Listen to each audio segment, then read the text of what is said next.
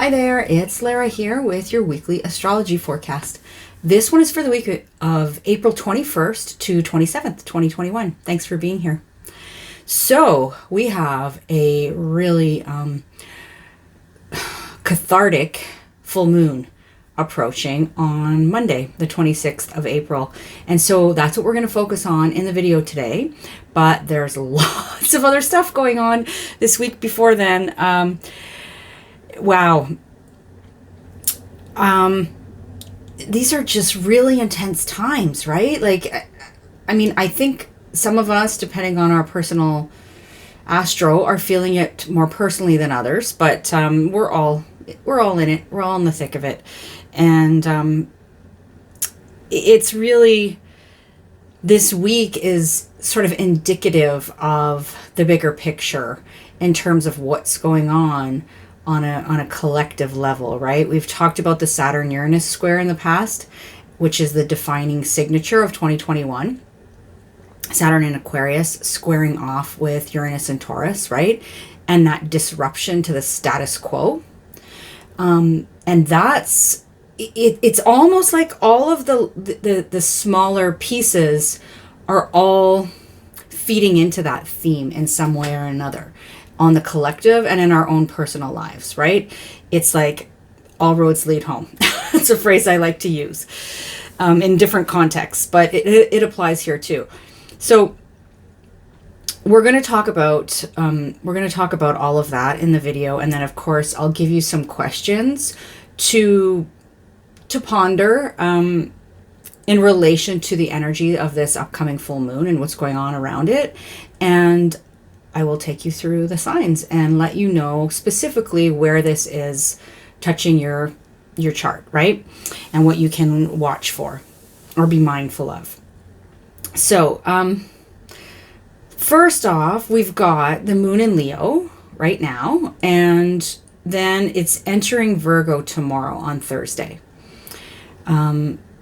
So that's, when moon is in Virgo, it's a good time to take care of the details, to check off the ticky boxes kind of thing, right? It's also a good time to take care of your health and to get organized, those sorts of things. So moon in Virgo Thursday, and then on Saturday it will move into Libra, and in the wee hours of Monday the 26th, just after midnight Eastern time, it will move into Scorpio, and then we'll have that full moon later in the day on Monday. So Thursday the 22nd, though, we have Venus conjunct Uranus, right? That's happening. So I'm going to take you through a few, like the lead up to this full moon and what's going on and how, and then we're going to see like how that all relates to the full moon. So on the 22nd, on Thursday, at around 9 p.m. Again, I'm using Eastern time in these videos, so you can adjust accordingly for if you're somewhere else in the world and in a different time zone. So we have Venus in Taurus, right? Going to meet up with Uranus in Taurus. So Uranus entered Taurus in 2018 and will be there for, let me count here. I'm not very good at quick mental math. You know my secret now. So I will be there until around 2026, I believe. And so, if I recall correctly, so for a time yet, right? And the whole thing going on there with Uranus and Taurus is that Uranus is a disruptive energy. Taurus is a fixed earth sign. So it's kind of about moving the immovable, if you will, right? So, and Venus there, meeting up with Uranus and Taurus. Venus in Taurus is in her home sign, right? Her feminine, we talked about this, I think it was last week. Venus in Taurus is in her feminine home. And so she's very comfortable there. And she has, everything she needs at her disposal to do her job, to do Venus' job. Venus's job, which is tending to things like relationships of all kinds, including our relationship with ourselves, our resources, our finances, our sense of beauty and aesthetic and pleasure, those sorts of things, right? So Venus has the tools she needs to do that job when she's in Taurus. And then we have her meeting up with Uranus, which is a disruption to maybe her routine way of doing things when she's at home, right? We all have a routine when we're at home. And so think about this in terms of something showing up in your life that is likely to disrupt that, your routine, your comfort zone around Venusian themes. And that's happening on Thursday, like I said. And then we have on Friday, Mars changing signs. So Mars is moving from Gemini, where there's been a lot of activity, right, in terms of communications, thoughts, ideas, information, these sorts of things. And now Mars is moving into Cancer, where it's not comfortable. So Mars in Cancer is what we call in its fall, which means it doesn't,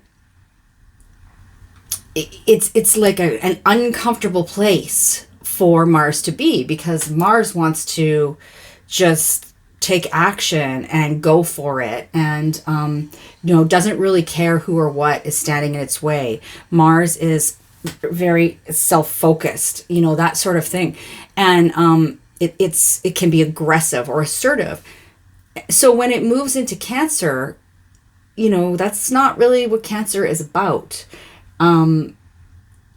Cancer is about emotional security and protection and nurturing and, mothering, or that idea of mothering.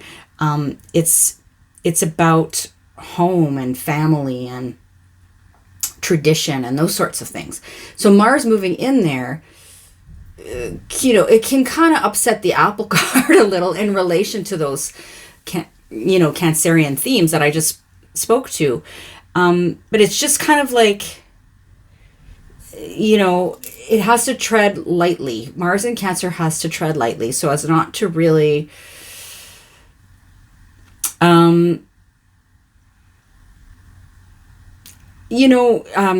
upset things that it doesn't want to upset. So sometimes we need to upset the apple cart, right? We need to do things or say things or take action in ways that may not be in alignment with, when we're talking about in Cancer, with our need for emotional security, our family, traditions and history, our sense of nurturing or mothering, our sense of protecting our home, all of these things. Sometimes we need to assert ourselves there, or we need to address issues there in a more assertive way. And on the downside, we don't want to be aggressive about those things or do damage that's irreparable, right? So that's Mars moving into Cancer. If we want to use this energy to our benefit, even though Mars is in its fall, like, you can still do something with that. And awareness is everything. So it's a time when you might, not want to full speed ahead without any consideration for people's feelings and that sort of thing. But it's a good time to maybe, if there are some things that need to be asserted in relation to those Cancer themes, then it's a good time, to take care of that. And Mars is in Cancer until June 11th. So a little while there to deal with that energy. And then on Saturday, the 24th, we have Mercury following Venus's lead. So Mercury is going to come into a conjunction with Uranus in Taurus as well, at 10 degrees. And that's in the wee hours of the morning, about 2:45 in the morning on Saturday. But, this is not like all astrological aspects. It's not like just like a moment in time. We feel these things, right? Waxing and waning.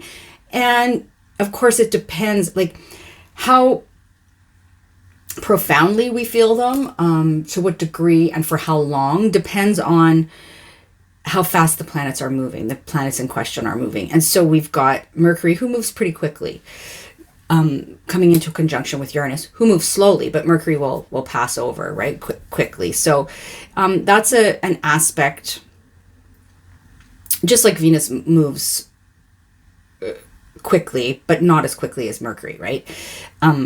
So that's also an aspect that will trigger something, kind of thing, but it's not necessarily like going to be at its height for weeks, you know? So Mercury conjunct Uranus, these are the two planets that have something to do with the mind, with this idea of ideas, with thoughts, ideas, you know, rational thinking, communication in some way, innovation.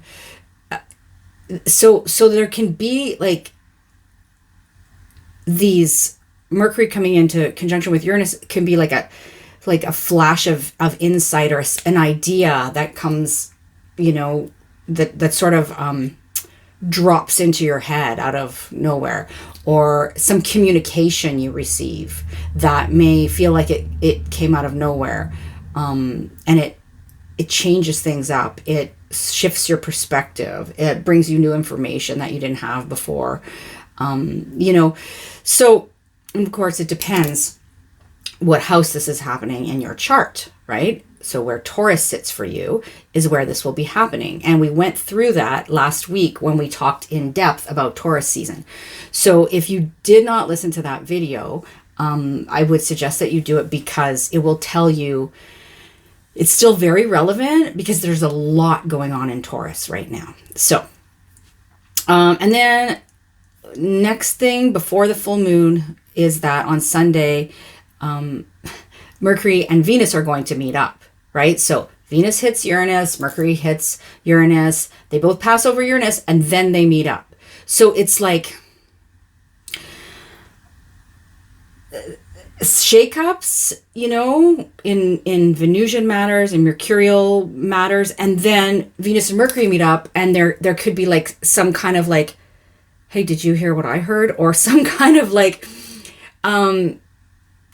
blending of whatever happened with Venus and whatever happened with Mercury, right? Like, so this has a sense about it of like communication in relationships, of maybe like meeting people, or being connected to people in some way. And it could be unexpectedly or unique in some way, or people that you, you know, you didn't necessarily know before. Introductions can be made. There can be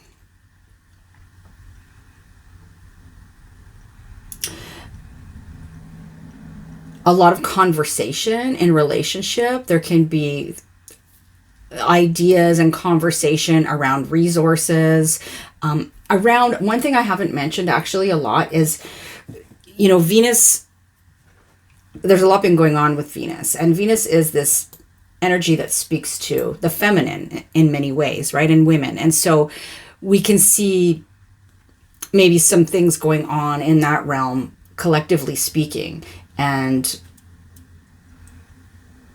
changes and shakeups and that sort of thing happening, right? With those themes. Surprising information, like that kind of, it's got that vibe to it. So all that to say, there's a lot of shakeups happening, particularly in relation to the Taurus house in our chart, right? To where Taurus sits and Taurus themes. And Taurus, as we know from last week, is a fixed earth sign. It likes stability. It doesn't like to switch things up.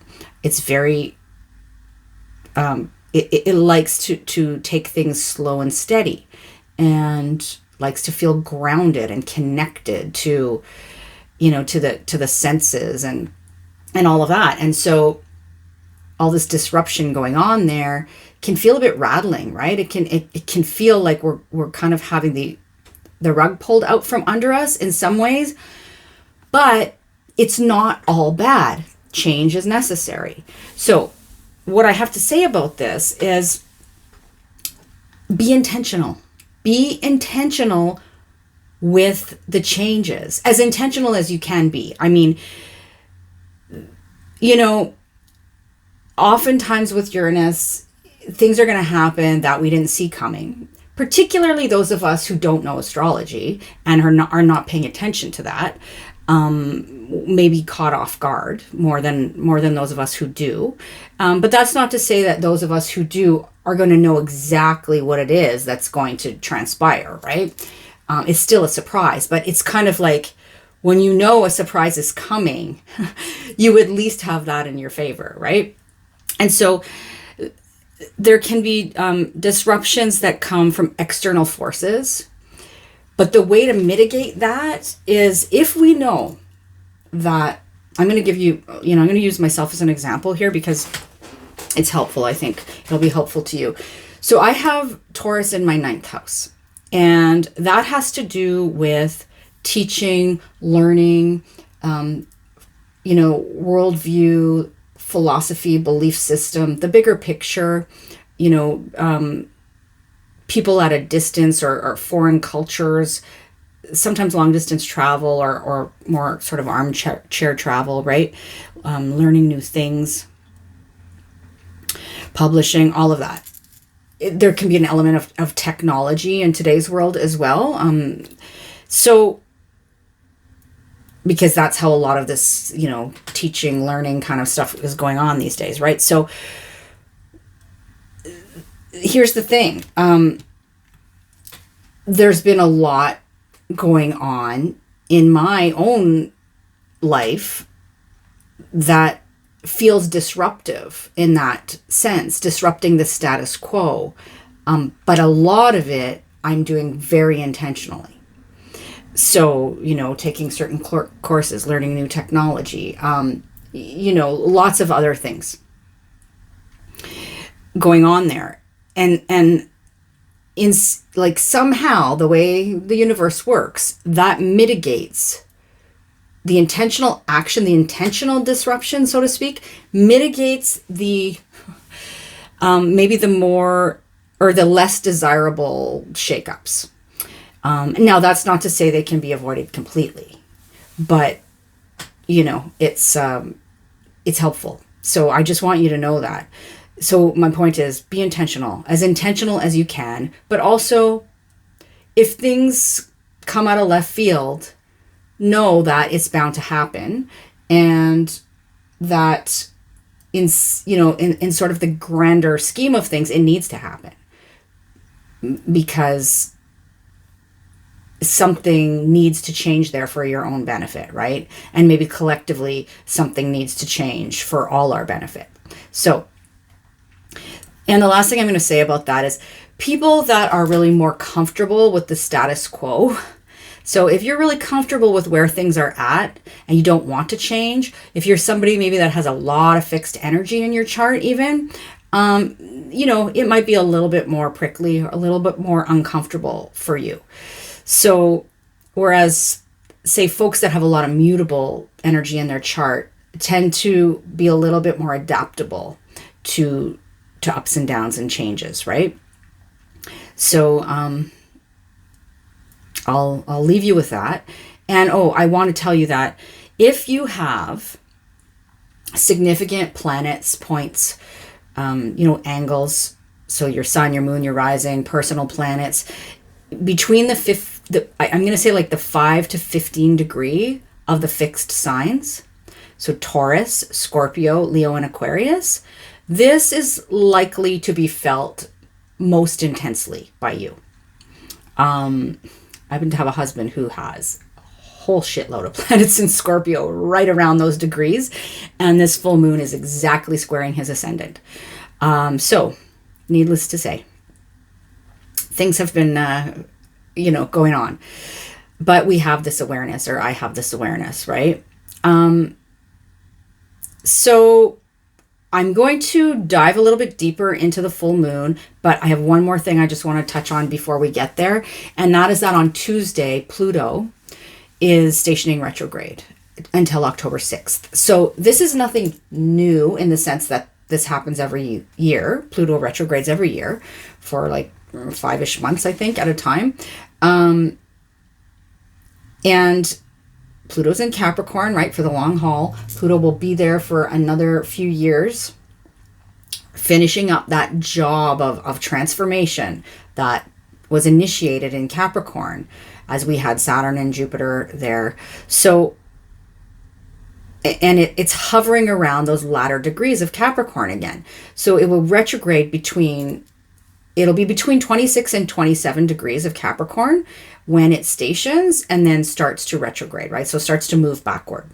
Not really, but from our perspective on Earth, it looks like it's moving backward. And it will retrograde back to 24 degrees of Capricorn. So between those degrees are getting another going over of Pluto energy. There's something around, this last, what we call decan of Capricorn, that's really getting, the soil is getting turned over and over and over to make sure that it's really well composted, for the transformation kind of thing. And so this Pluto retrograde in Capricorn, like this time around, I see it very much as an opportunity to reclaim our power, right? In some way. And particularly in, like, if we've felt destabilized by everything that's gone on in the Capricorn area of our chart, which is all the stuff that transpired in 2020 and even, a little bit before that, these changes and the upheaval and the growing pains that have been happening there, then this is an opportunity to reclaim some of the power we feel like maybe we have lost in that arena, right? So look to the Capricorn house in your chart where Capricorn sits for you to get a clue about the themes. But it's not going to be a secret to you, because this transformation, so to speak, has been going on for quite a while. All right, so I wanted to say that. And now let's talk a little bit more about Scorpio. Again, I have my notes on my laptop here. It worked well last week. So Scorpio is a fixed water sign. So water signs are, they deal with our emotions, right? And our sort of intuition. And in a fixed sign, there is a sense of emotional stiffness, but that may not be what's deep down when we're talking about Scorpio. The moon is in its fall in Scorpio, and so when we have this full moon in Scorpio, the moon is not in her comfort zone. The moon will be in the sign where it least likes to be. Again, feeling very kind of uncomfortable there, because the moon is, about our sensitivity and our emotions and our sense of sort of well-being in some ways on a certain level. And in Scorpio, Scorpio's no nonsense. Scorpio's no bullshit. This is the way it is. A Scorpio is intense. And so the moon in Scorpio it's not really comfortable. It's not comfortable there. So you might have heard me say before, if you've been here before, that I have my moon in Scorpio. So well familiar with how this works. And,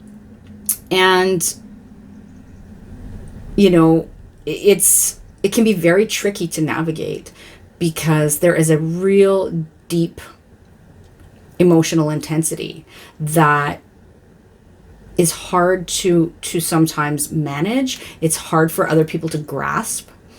And it's hard to be vulnerable about, because it's intense. So, so there's that layer to this full moon. There's that layer to this full moon, like there is to every full moon in Scorpio. But there's a lot of stuff going on at the time of this full moon across the sky in Taurus, right, opposing the full moon. And so, and particularly with Uranus there. So we're going to talk about that a little bit more.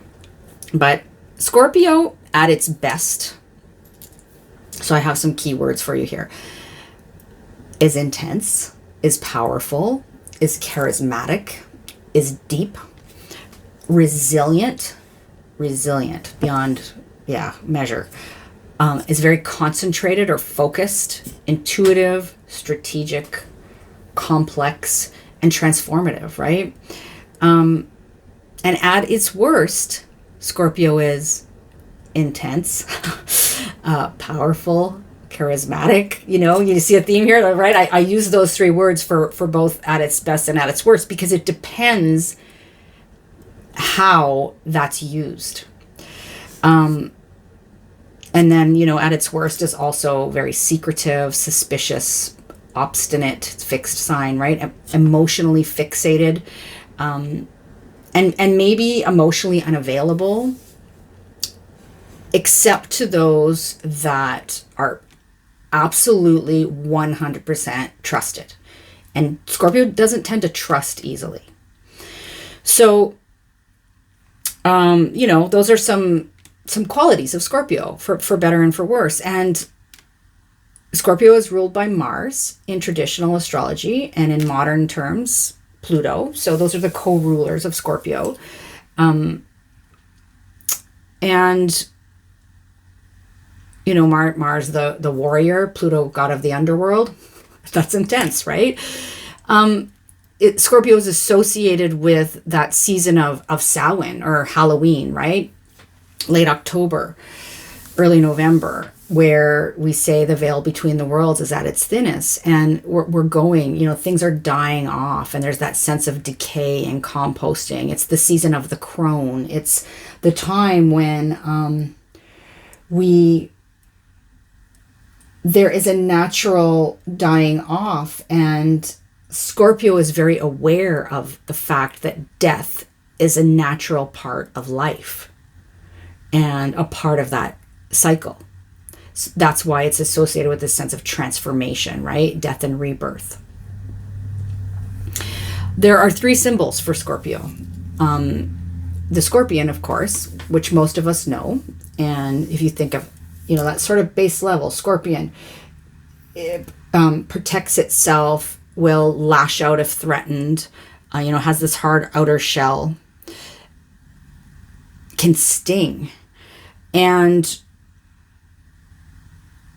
then there is the symbol of the eagle related to Scorpio as well. So if you think about the eagle flying high above and having an eagle eye view, right? So this real strong sense of what is going on that is not at surface level, and being able to really, focus in or hone in on something. And that's this eagle energy, and to like swoop down on its prey unsuspectingly even, right? But having this soaring above, like when you see eagles, you often see them, well, if you're lucky enough to see them, but if you see them flying, like, they're alone. They're not in flocks like seagulls or that kind of thing. And they're powerful symbols. So there's the eagle, and then there is the phoenix, and which is one of my favorites. And there's this sense of phoenix rising energy. Like I always say, the phoenix has to burn up first, right? So before it can rise and be reborn. And so there is this constant cycle of transformation, of death and rebirth, of reinventing the self, of plummeting to the depths and then rising above. Scorpio has that ability, that sense of resilience. So that is a little bit about Scorpio for you. And what I want to say is, look, if there is like a lot of Scorpio stuff going on, we look to the medicine of Taurus, which is the sign opposite it. Because we always look to the opposite sign to sort of cure what ails us, right? In terms of like if there's an issue brewing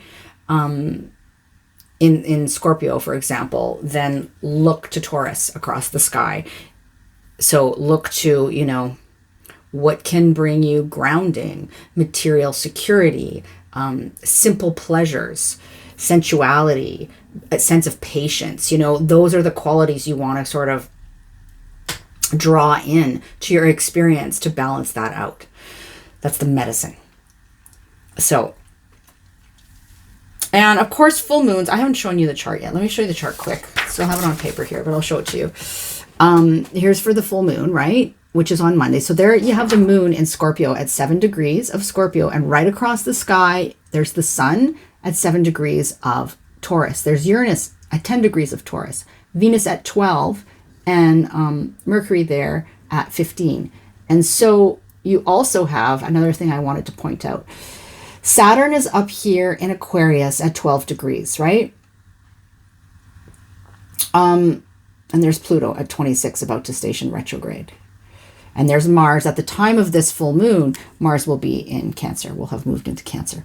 So I hope you can see that. Anyway, I'm stretching over the laptop here. So, I gave you the wrong degrees. Venus is at 15 degrees. It's hard to read in those tiny letters. And Mercury's at 16 degrees, right? So nevertheless, there's a lot going on between, like I said, 5 and 15, 16 degrees of the fixed signs. So like all full moons, the sun and the moon are in opposite signs. They are opposite the sky when we have a full moon. That's every full moon. And it is like this tension between the masculine yang sort of energy of the sun and the yin receptive feminine energy of the moon, right? So a lot of times at full moons, relationship themes can get brought to the surface, because that an opposition is like a relational aspect, right? And there's a need for balance there.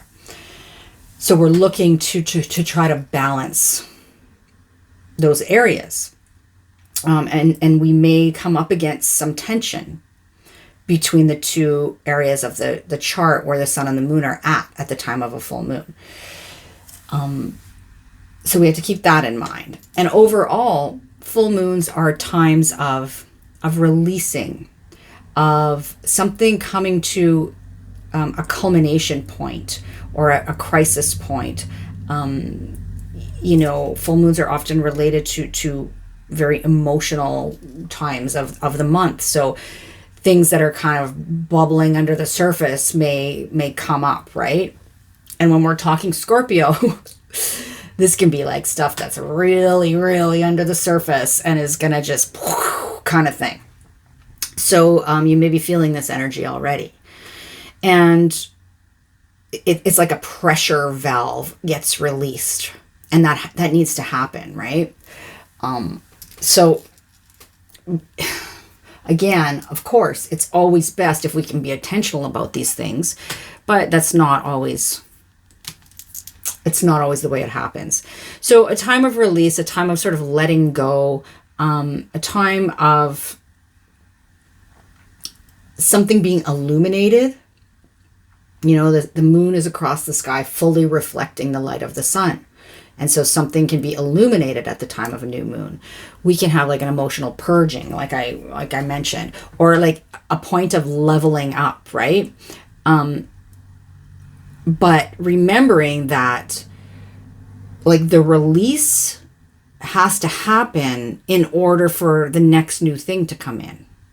So we've reached that at a full moon, we've reached the precipice of the cycle, of the moon cycle.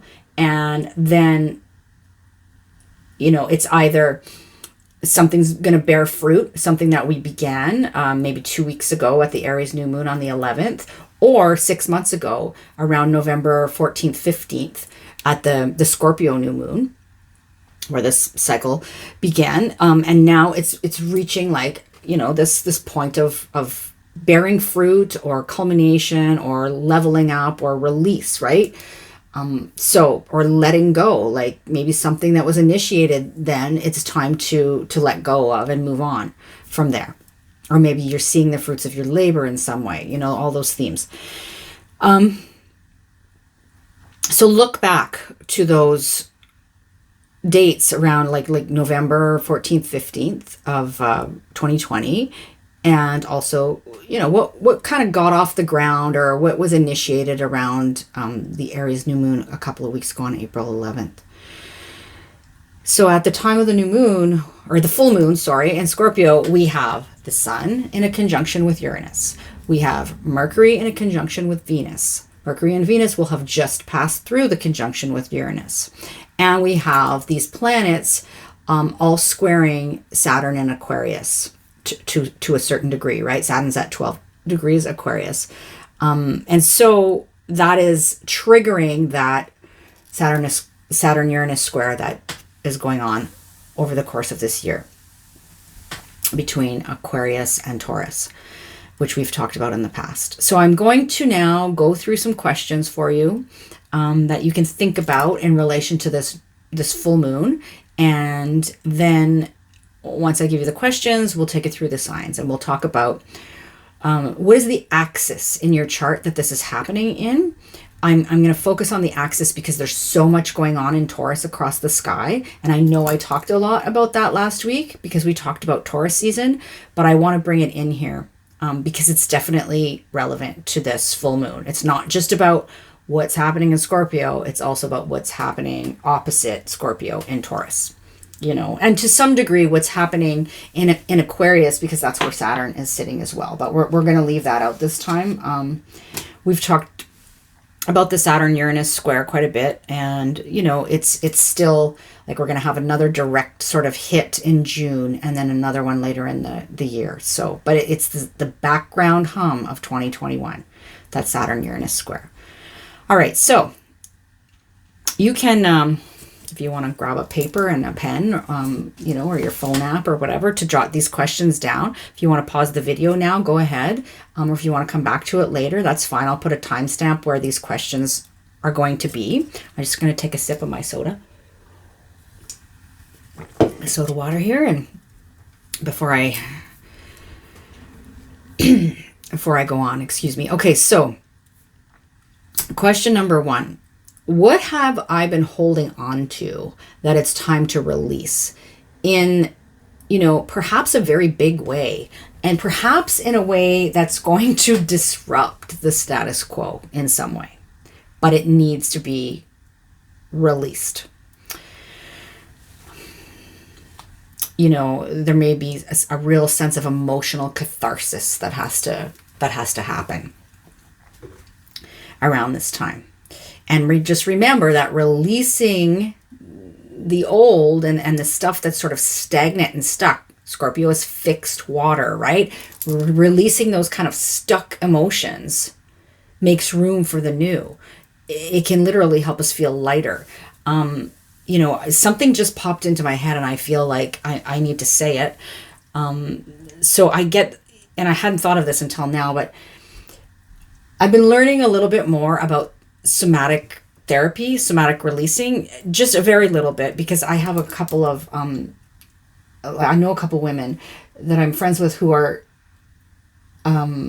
studying this and who are practicing this. So I see their posts and it piqued my energy, well, maybe that too, but piqued my curiosity.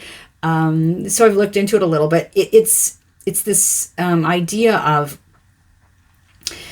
doing something physical, which is very Taurus, to release the stuck emotions, which is Scorpio, right? So that would be an amazing thing to look into or to do around the time of this full moon, I would say.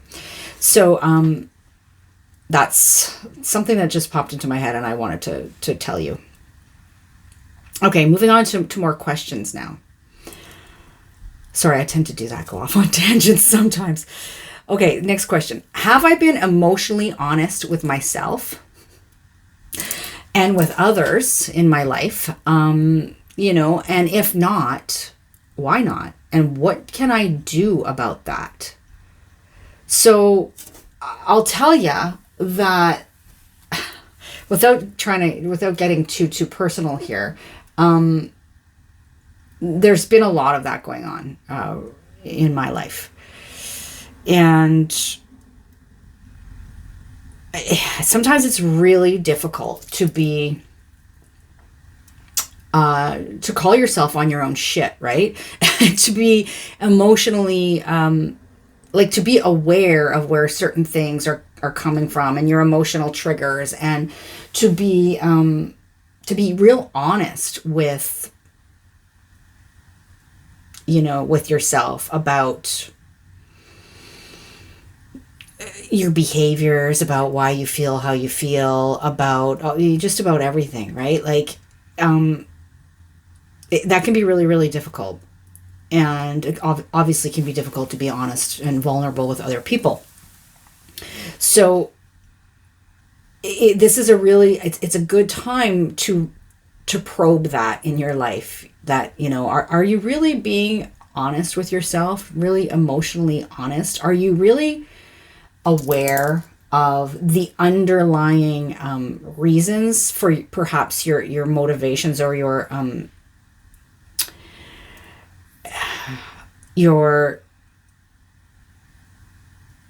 fixations, your feelings? Like sometimes we're triggered by something and it's not actually, and we react to it, right? And it's not actually that thing that's the problem or even that person or whatever. It's something much deeper than that maybe A, we're not even conscious of, or B, we're just not really wanting to go there and we don't really want to face it. And so it's kind of just easier to project, or it's easier to blame it on something else, or, you know, whatever. So it can take some real work, and Moon in Scorpio, perfect time to do that. So yeah, emotional honesty. Next we have, how can I intentionally shake things up on that Scorpio Taurus axis of my chart, right? Specifically in the Taurus house, because that's where Uranus is sitting, but it also, because it's this full moon, you know, that's part of the picture here as well. So how can I intentionally shake things up? And particularly in those areas, and we're going to get to that. Next, how can I allow myself to be more vulnerable, and what can I hold on to ground me while I'm going through this sort of shaky, uncomfortable process? So we talked a little bit about that. I'll leave that question as it is. Here's another one for you. What is my relationship to power? So, and what do you think power is, right? I think we all have a notion of what power is, and my idea of power might not be the same idea as yours. You know, I haven't talked about this in a while, but power doesn't come from external forces, and it's not something that we like. People who try to exert their will and their force and their power and dominate over others, that's not really powerful. That's fear-based. That's fear-based behavior. People who look to status symbols for power, you know, that's not powerful. That's again, it's you know, it's that behavior comes from fears, or a sense of lack, or a sense of not good enoughness, you know, which we all have that, some, you know, to some degree, definitely. But power is internal, right? Our power comes from, like, true authentic power is an internal force. And I think with Pluto stationing retrograde over these next 6 months, as I was saying, is a time of reclaiming your power. And when a planet goes retrograde, it is an opportunity to kind of draw that energy inward and work with it internally, right? So perfect time for doing that. So what's your relationship to power?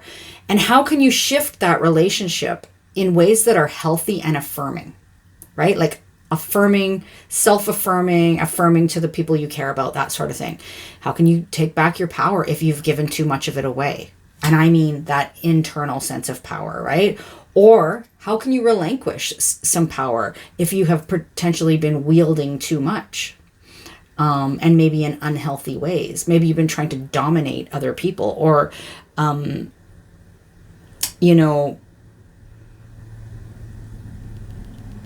just kind of, I don't know, like climbing the ladder sort of thing for the sake of it, and not really caring who, is who you step on the way there kind of thing. Those sorts of things, right? Or power by intimidation, like if you're, for example, if you're a parent, I mean, I've seen this happen a lot, and I used to be a teacher, and, adults who kind of wield their authority over kids, right? So like authoritarian parenting style. If that's something that's you, trying to control everything and control your kids, and then maybe it's time to kind of think about what's that about. What's that about? And are you really are you trying to do that out of a sense of fear that maybe things are not going to go the way you want them to go for the kids, or whatever? Oh my gosh, I'm just verbose today. I have so many things to say. So I'll leave that there. Next question. How can I more lovingly, honestly, authentically, vulnerably, communicate my needs and potentially my fears, to and even secrets where it's appropriate, to those I value most and I trust, to those I trust most, and to those who can help give me a sense of greater grounding and stability. Okay, next. How can I more graciously strike a balance between the Scorpio-Taurus areas of my life? We've talked about that a little bit.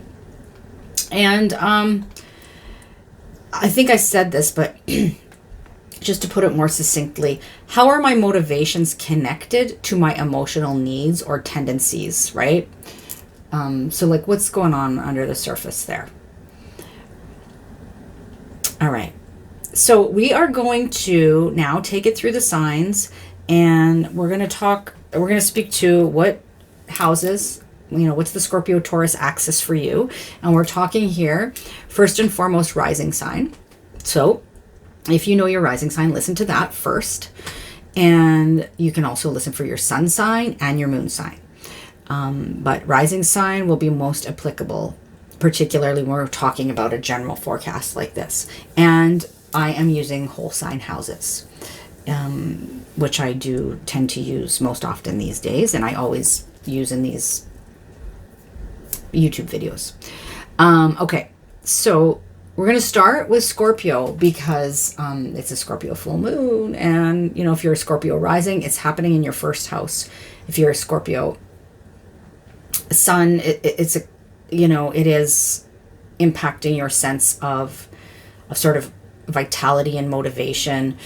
But it's also, if you're somebody that has a lot of planets in Scorpio, like my husband does, he's not a Scorpio rising, but it would be important for him to take note of what's going on, in the first house, because he's got so much Scorpio in his chart. All right. So, and you can, I think I said you listen for your moon sign as well, which has to do with the more, subliminal kind of energy, or the more, the internal emotional sort of energy that's playing out. So we will begin with Scorpio. And for you, Scorpio, this full moon obviously is happening in your first house, and it is opposite the sun in the 7th house. So this is playing out on the axis of relationship for you. So close, personal, one-to-one relationships of all kinds, right? Meaning significant other, meaning close friends and family members, meaning business associates, business partners, like people that you interact with in business, sort of on a regular basis or more one-to-one. This is about your relationship to yourself, very much so, when this is in a first house, this is a first house full moon, and how you relate to the other. And there can be an element too, because, the sun is in the 7th house. There can be something going on here that has to do with contracts, agreements, that kind of thing, or rivals even. So essentially, this full moon in your first house, opposite everything that's going on in Taurus, is a disruption to your sense of self. It's and who you maybe think you are or project yourself, out to be, into how people perceive you. It has to do with your physical vitality, that life force. It has to do with, it could have to do with your appearance. Your general sort of approach to the world. And so there's some shakeup going on here, courtesy of Uranus and Taurus across the sky, in a conjunction with the sun and Mercury and Venus. And so there can be disruptions in partnerships, for better or worse. But Venus is in Taurus in its home sign, right? So I tend to think that in the grand scheme of things, although it may not be comfortable getting there, that it's ultimately for the better. This can be meeting people, being connected somehow with people that you might that might help you, that might, partnering, like business partners, for example. This can have to do with how you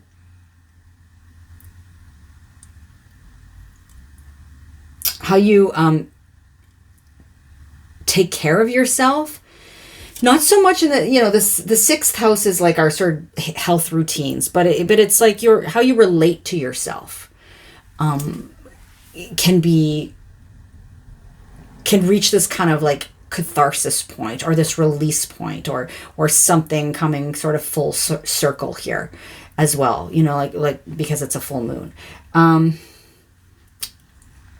So in general, I don't want to belabor it, because I think you have plenty to go on based on what I've already said. There is this triggering of this axis of relationship with this intense full moon.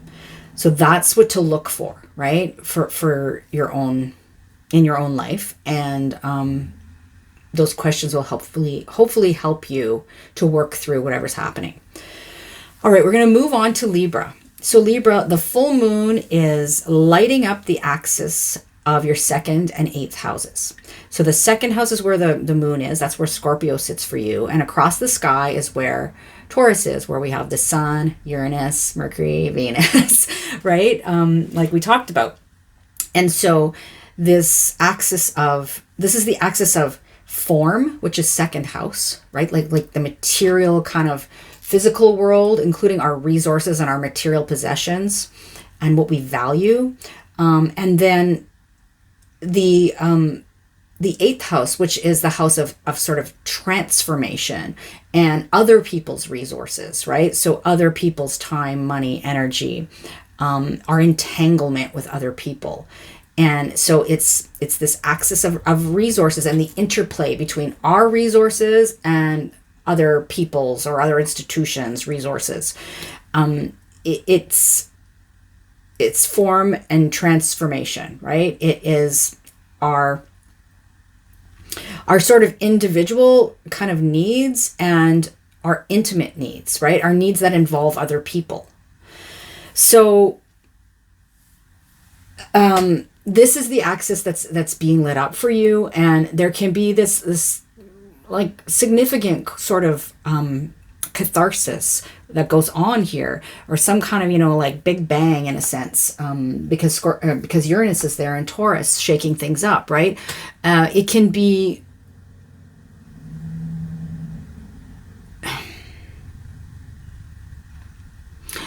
a merging of resources in some way. It can be some tension between, you know, your resources and your partner's resources, or like things like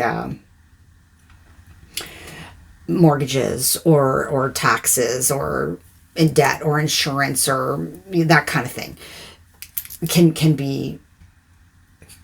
definitely play a role in terms of what's going on at this full moon. But the moon in Scorpio in the second house is asking you or triggering you to release something here, to let go of something. Something's reaching a culmination point. Something is being illuminated at the time of this full moon, around those second house themes, right? Of sort of material possessions, your resources. Your resources can also be time and energy, right? To how you kind of get your basic needs met. Those sorts of things. Sense of worth and value. So I'm going to leave that there, and I'm going to move on to Virgo, where we've got this full moon illuminating your third and ninth houses, right? So that's the axis. We have the moon in the third house, and the sun and Uranus and Venus and Mercury across the sky in the ninth house, in an opposition to the moon. And so for you, Virgo, Virgo rising, you have this push-pull, this tension, this need for balance going on the axis of communications, of teaching and learning, it's generally thought of as the axis of the mind. So, you know, that's like sort of the details, third house, the big picture, ninth house. Local, which is third house, so your local environment, you know, immediate people and places, the people in your local sort of vicinity or that you interact with on the day-to-day, siblings, that kind of thing.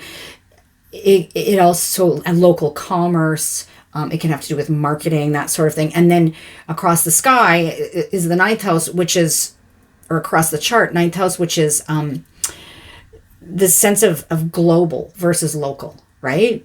And the bigger picture, like I said, it is, I think of it sometimes, and I don't know if I've articulated this before, but like the third house is kind of like the individual moving parts, and the ninth house is the sum of those moving parts, if you will. So, and it can have to do, this can be the axis of travel in some way, like short trips versus long distance travel, that sort of thing. So these are the themes being triggered for you. The moon itself is sitting in your third house of your siblings, your cousins, your neighbors, you know, short trips, communications, marketing, teaching and learning at a level sort of like elementary school, high school, or anything that's kind of learning the basics, right? Or teaching the basics. And something there is coming to pass. It's reaching a culmination point. It's reaching a point of maturity. It's reaching a time of release, maybe a crisis point, maybe a point of bearing fruit.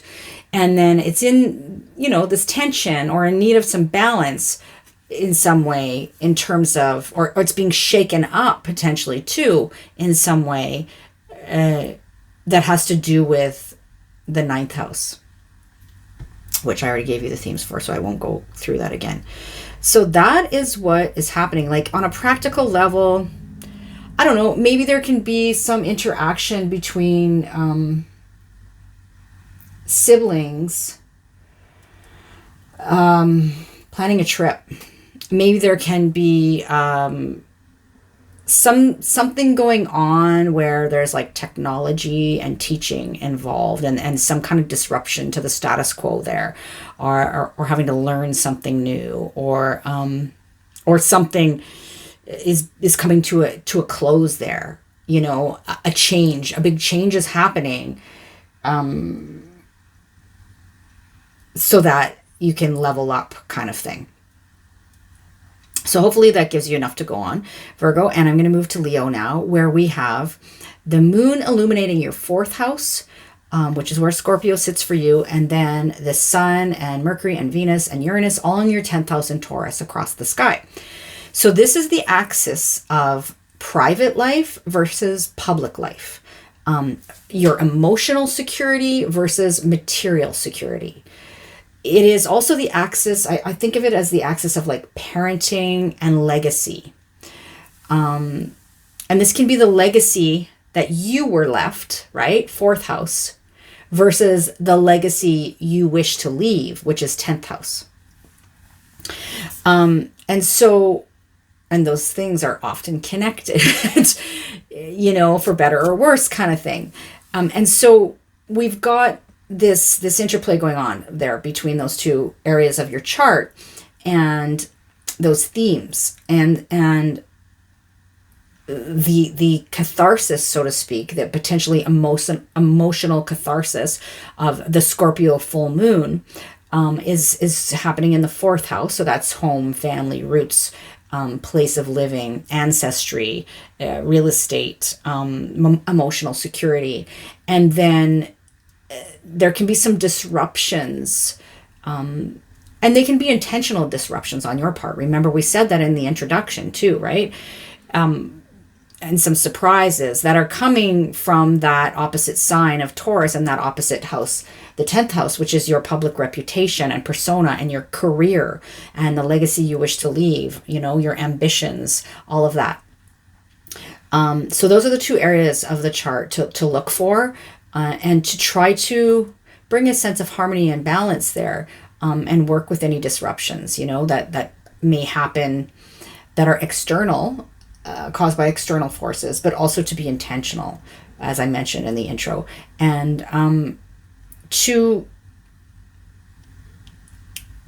there's a real potential for kind of a big purge happening, emotional purge, when we've got this full moon in Scorpio in your 4th house. And so that's appropriate now. It's appropriate. Okay.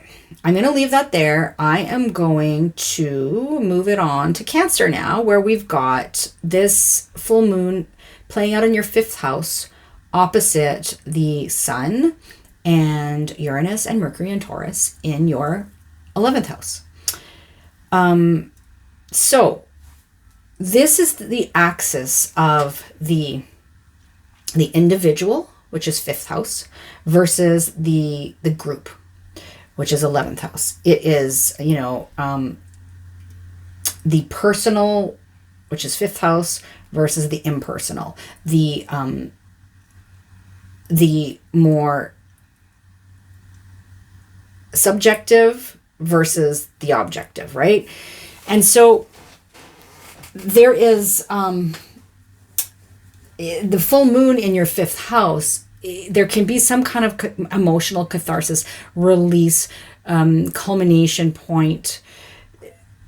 Something is illuminated. I used that word already. Something reaches a crisis point. Something comes to pass. Something needs to be released, purged, whatever, in relation to those 5th house themes of children, and that can be your children or other children that you are associated with, but the notion of children in general, and even pregnancy and childbirth and that kind of thing. Also, what brings you pleasure, how you have fun in life, what sparks joy for you, and your creative projects and that sort of thing as well, and your hobbies, and can be sports in the 5th house too, which sometimes I neglect to mention. But so those are all 5th house themes, and that's where the moon is. And then across the sky, where all those other planets in Taurus are, where the shakeups may be triggered, has to do with The group, the collective, friendships, networks, your allies, you know, benefactors, your hopes and dreams for the future, this sort of thing. You know, where sort of the disruption is happening. And again, it's best to be as intentional as you can about that disruption, like we talked about in the introduction. So definitely don't skip that. So that's what's going on for you, Cancer. You know, I'm trying to think of some, maybe just one or two specific examples I could give you. And I'm thinking, like, you may have friends that are going through something with their kids, or your kids might be going through something in terms of their friendship groups, or you may have surprising, something surprising happens in terms of the group connection, your friendship groups, or like associations, you know, networks that you're sort of, organizations that you might be involved in some way, and even through the internet. And there is a sense of shake up there, and then a catharsis in the fifth house. This could even be some sort of collaboration with other people as well. So, okay, I'm going to leave that there, Cancer, and I'm going to move on to Gemini, where we have the full moon happening in your 6th house, opposite the Sun, Mercury, Venus, and Uranus, all in your 12th house. So, Gemini rising. This is the axis of order, 6th house, versus chaos, 12th house. The finite, which is 6th house, and the infinite, which is 12th house. I often refer to this as the axis of practical magic, in a sense, right? 6th house, 12th house. It is also an axis of health, our sort of more physical health. We're talking 6th house, and our spiritual, mental health, 12th house, right? And how those things are connected. And so this is where, this is the axis this full moon is playing out on for you. So the 6th house, you've got the moon, right? This sense of maybe release, of letting go, of emotional catharsis, of something reaching a culmination point, or a crescendo, or a crisis point, or something's bearing fruit in this 6th house. And there are some shakeups going on in the 12th house, which is that house that has to do with the unseen things, things that are in our subconscious, our spiritual mental health, the ways in which we may sabotage ourselves.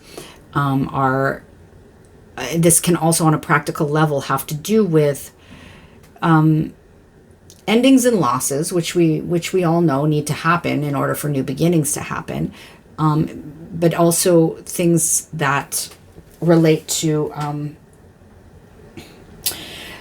places that are tucked away from the world, places of confinement, we call them. So I always give you these few examples, but it's relevant to some people. So these can be places like some kind of institution, like a hospital or a hospice or a spiritual retreat center or a prison or a rehabilitation facility.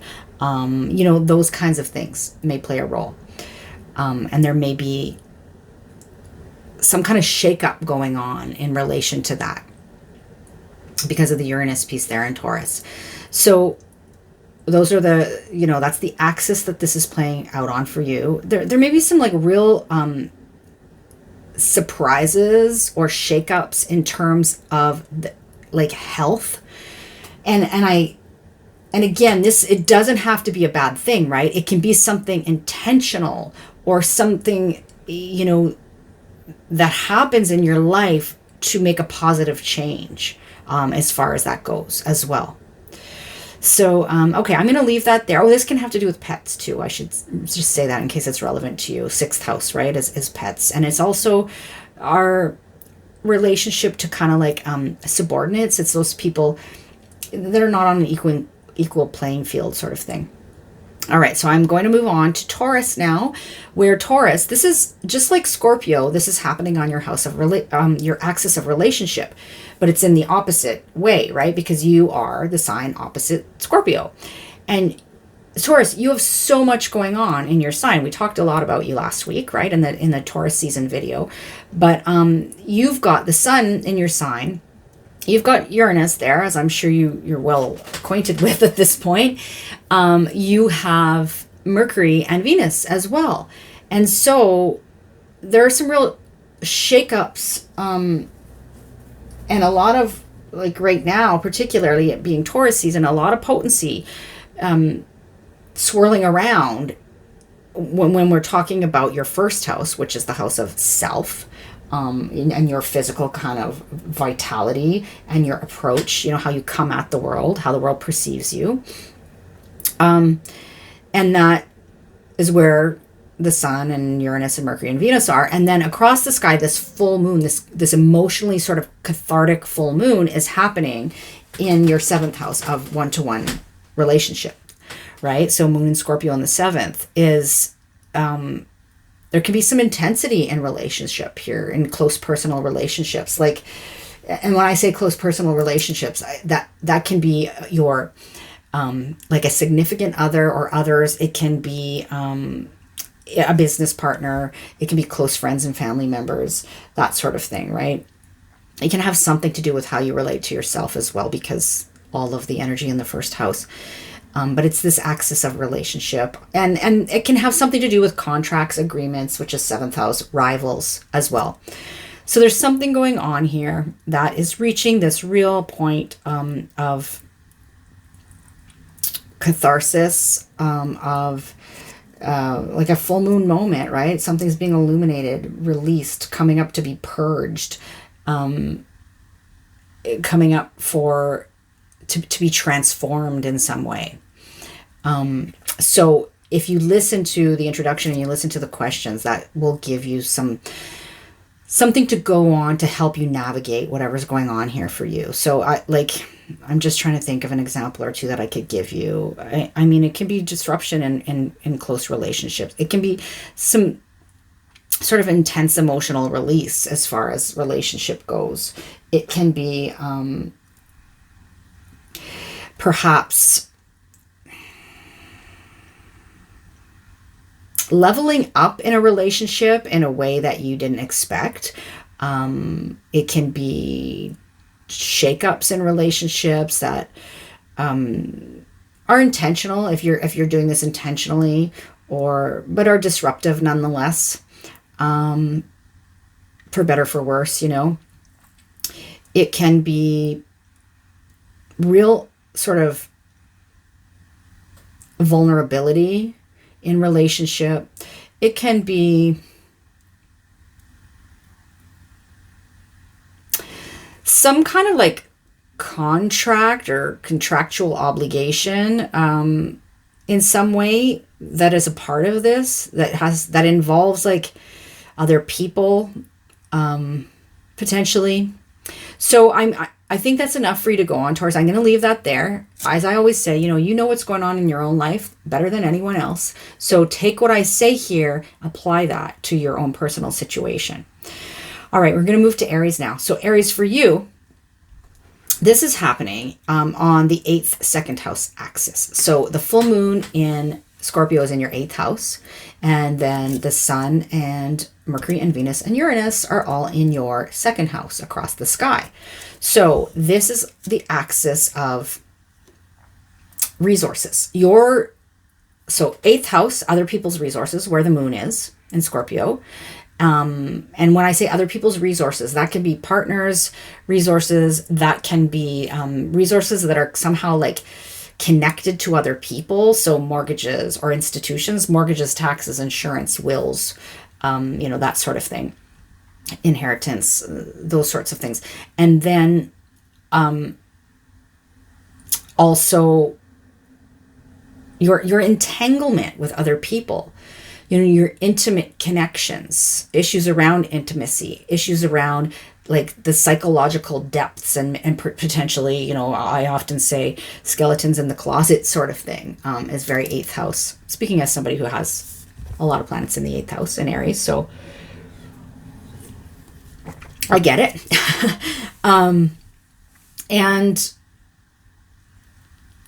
You know, this is the house of transformation and death and rebirth, right? The natural house of Scorpio. And then across the sky, Sun, Mercury, Venus, and Uranus in Taurus in your second house of your personal resources, your time, money, and energy. You know, how you use your skills and talents to get your needs met. You know, your basic needs met, put food on the table, that kind of thing. Your sense of what you value and what you place worth on, and your sense of self-worth, right? How you value yourself. And so this is the axis at play here at the time of this very, very cathartic full moon. And so there may be something that, like a lot of emotions coming up to be purged. Like I often think of situations that I know of that are playing out in people's lives. And without divulging details, you know, I think of in a situation like this where there may be somebody passes. I'm not saying this is going to happen to you, but I'm just knowing a situation. And there's a lot of emotional intensity around that for whatever reason. And there may be some element of working through like those, having to deal with a will or an inheritance or, you know, that or some kind of insurance matter or, you know, that sort of thing. So like, that's one thing that comes to mind. It could be a real sense of,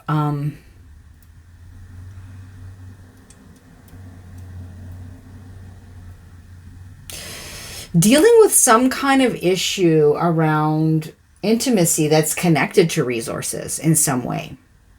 This is a possibility as well. So hopefully that makes sense to you. And like I said, that's one way. Like there's multiple ways this could play out. Also, you know, spending money on some kind of like occult course. Or when I say occult just means people freak out when they hear the word occult. It just means hidden knowledge, right? It's like if you're going to take a class in, I don't know, tarot or mediumship or something like that, and you're forking out some cash for that, or there's something going on that has to do with that, with resources and those themes as well. So, you know, complex. Eighth house is very complex. I'm going to leave that there again and say to you, Aries, that you know your own life. You know what's transpiring there. You know how these themes are playing out in your own life, right? So with that knowledge and awareness and the information I gave you in the introduction and the questions that I posed, then hopefully that can help you work through this. All right, so next we're moving on to Pisces, where we have the ninth house and the third house being lit up by this full moon. So the moon in Scorpio is in your ninth house, and the Sun and Mercury and Venus and Uranus are in your third house across the sky in Taurus. So this is the axis of communications. It is the axis that speaks to the global big picture, which is ninth house, and higher minded ideals and ideas, and the more local, which is the third house, right? And you know, the local, the more the details, the logical versus the big picture. And so it's the axis of the mind, it's the axis of communications, it's the axis of like teaching and learning. It's the axis of like your local sphere and even short distance kind of travel and trips versus the more global sphere or you know, ideas, concepts, people that are foreign to you, and long distance travel. So that's the axis that's at play here. And so there is the potential for some real emotional catharsis going on in relation to your ninth house, which has to do with teaching, learning, publishing, usually at a higher level, like more, not just like anything beyond high school or anything you're learning or teaching beyond the basics. It can have to do with foreign people and places, foreign cultures, people that are different from you, ideas and concepts that are higher minded. It can have to do with publishing. I think I said long distance travel. So there's something going on there in relation to those themes, justice, even potentially, religion, that sort of thing. There's something going on there in the ninth house that's reaching this culmination point with the full moon, this need for release, for letting go, for emotional catharsis and purging, for maybe something's bearing fruit there, something's coming to pass. You're seeing the fruits of your labor a little bit, is a potential as well. And then the bit of shock and awe sort of thing from Uranus hitting all those planets in Taurus is your third house, which has to do with teaching and learning of the early learning variety kind of thing, or learning the basics. It has to do with, it can have to do with commerce and marketing and communications that you have on the day-to-day, and the people you connect with on the day-to-day, and the people that are sort of on an equal playing field, like siblings and peers and cousins and that sort of thing as well, can play a role here. So again, this could be like, I don't know, some sort of wanting to plan a trip involving siblings, cousins, that kind of thing. It can be about communicating. It can be like graduating from a program, and then you're going to move on to something like higher minded. It can be, again, this reminds me of the local situation with the university that I spoke to last week, but seeing as it's this axis of sort of, teaching, learning, education, communication, that sort of thing, something going on in that realm, right? So sometimes this has to do, I often see where there's something involving like technology or vehicles or like transportation, something like that is a possibility as well. So anyway, I'm gonna leave that there for you, Pisces, and definitely, take stock. What's going on in my own life? How do these themes relate to my own personal experience? And how can I best work with this energy proactively and use the introduction and the questions that I pose to help you do that? And if you have any questions, put them in the comments below, because I'm happy to address them there. All right, next we've got Aquarius. So Aquarius, for you, the full moon is playing out in your 10th house. That's where Scorpio sits for you. And across the sky is your 4th house, where Taurus sits, which is where the Sun and Mercury and Venus and Uranus are all currently. And so there is this need for balance, this push and pull, this tension between those two houses, right? And so those houses speak to this notion of your public life, which is 10th house, versus your private life, which is 4th house. Your sense of material security, 10th house, versus emotional security, 4th house. And also, this axis of parenting and legacy. So it's like, and like, I'll say it again, I said it to Leo as well, because it's same axis for them, but opposite. It's like the legacy we have been left by our ancestors versus the legacy we wish to leave to our ancestors, right? Or as ancestors, future ancestors. So, if you get what I mean there. So there, it's that axis. All of those themes are triggered at the time of this full moon, and the catharsis or the potential up leveling or the emotional release, or the something bearing fruit, something coming to pass, a crisis point being reached, right? All these full moon themes, something being illuminated in your 10th house. Talked about that, those, career, public life, legacy, sense of authority. And then the disruptive piece, which you have the power to be intentional about in some ways, although sometimes shit happens that we don't have control over, and Uranus tends to do that sometimes. But this awareness helps you navigate that. So, and that disruption or surprise may come in relation to something that has to do with your roots, your ancestry, your family, your place of living, real estate, that sort of thing. So that's what's going on for you. That's the axis being triggered and the themes being triggered.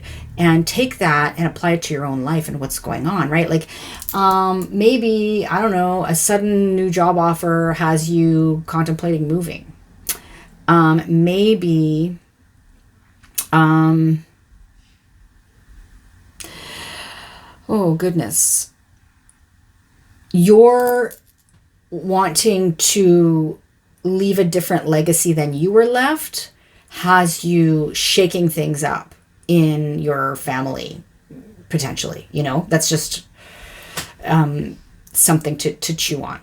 So I'm going to leave you with that, Aquarius, and I'm going to move on to Capricorn, where we have the moon illuminating your 11th house, and the sun and Mercury and Venus and Uranus all in your 5th house, which is where Taurus is.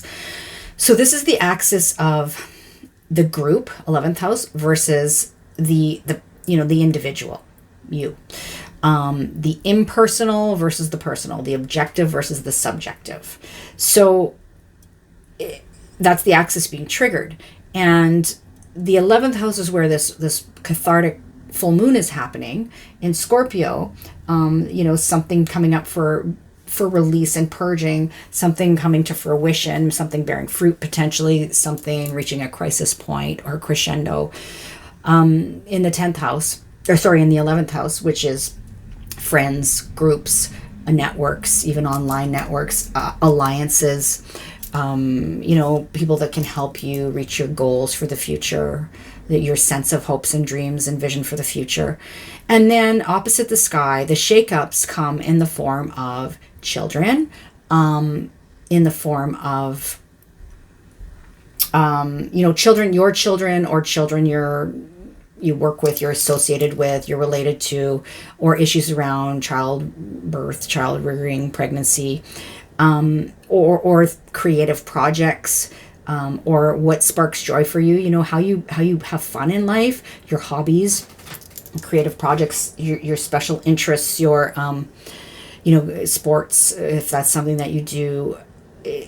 These are all themes that can be triggered. And so, and there's some sense of sort of disruption or surprise, and it can be intentional, or it can come through your children if that's something that's relevant for you, or can come through a creative project in some way, or a hobby. And it's, it is in opposition to that 11th house, which I just talked about, those themes. So, again, a couple of things come to mind, like issues around friends and kids, or kids' friends, or issues around kids and your hopes and dreams for the future, issues around collaborative projects, individual versus, collaborations projects, issues around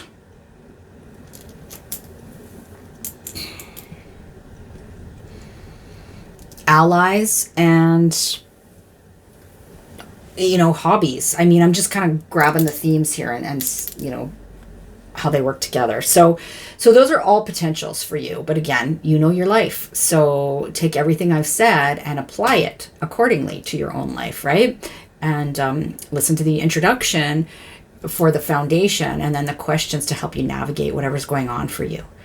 All right, so last but not least, in this case, we have Sagittarius. And so Sag, for you, you have the full moon coming to this, cathartic release point in your 12th house in Scorpio. And then you have the Sun and Mercury and Venus and Uranus, disrupting things there in your 6th house.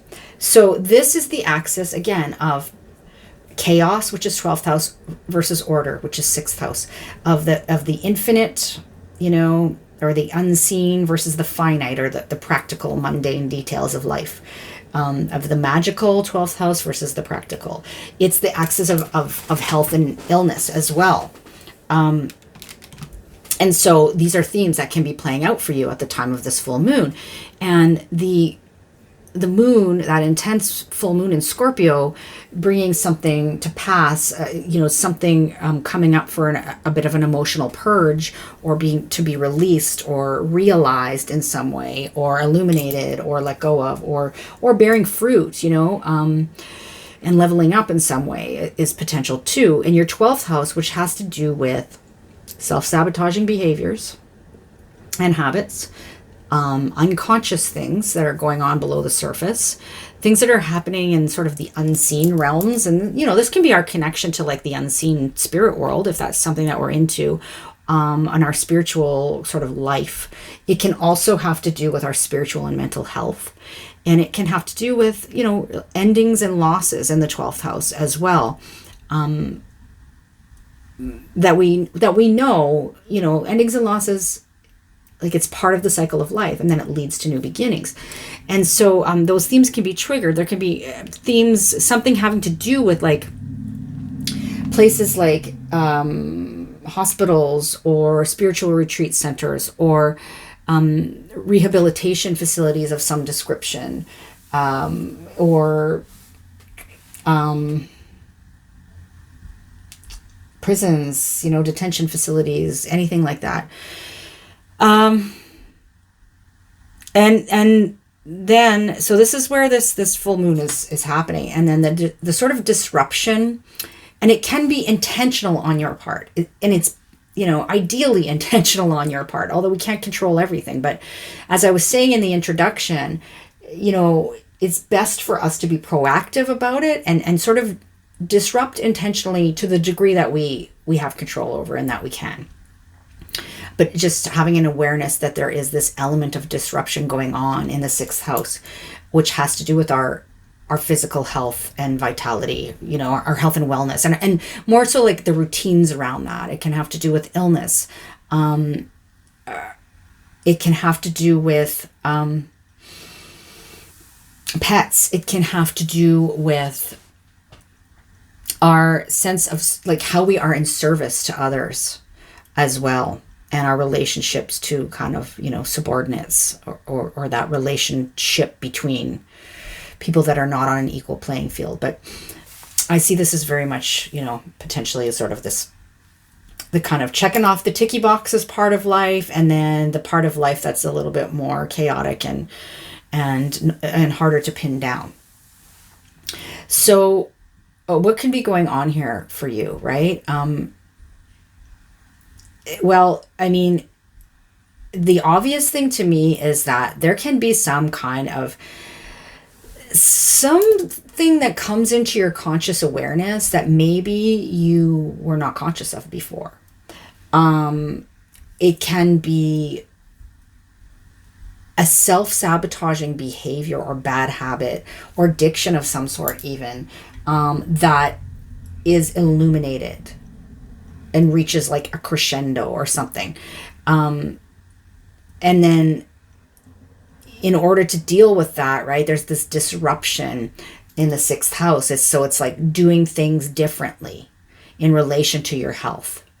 That kind of thing, and your routines and your daily routines potentially. So that's one potential, right? This can have to do with